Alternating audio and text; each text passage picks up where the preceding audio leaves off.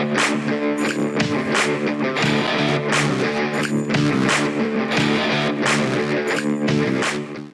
guys, so we're out here. We already got the inside hooked up like we were talking about. So if you look here,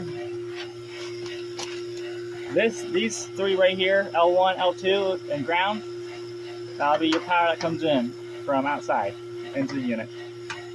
1A, 2A, 3A is what's going out to your first head, which should be the highest capacity head. But all these heads here are all the same capacity, so we don't have to worry about that.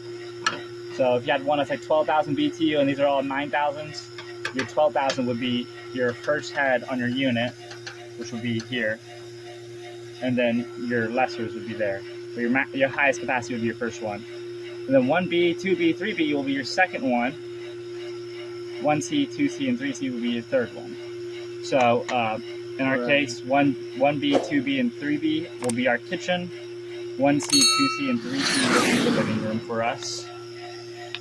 And we're not using L2, L3? What? We're not using L1, L2, L3? The L1, L2, and the ground are the power coming in. Oh. Okay. So, and then your ground, it has a connector, a round connector here. You'll connect it to one of these grounds here. Unscrew it and do it there. And we'll come back. That's how you do it. But before we go, this is our old vacuum pump from Harbor Freight. Still kicking. And it's going to take us a minute to do what we need to do. So if you come over here,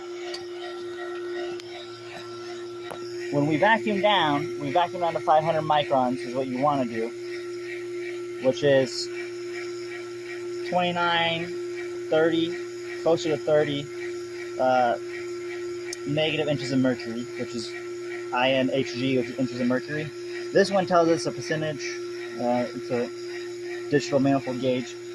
So we're only 22% through this, and we need to be at 100, which will be 30 inches of mercury, negative 30 inches of mercury. And then what you'll do is you'll let it sit for like 15 minutes after you do that, and you'll see where, if it's dropped, how much it's dropped. And if you have a big drop, you have a leak.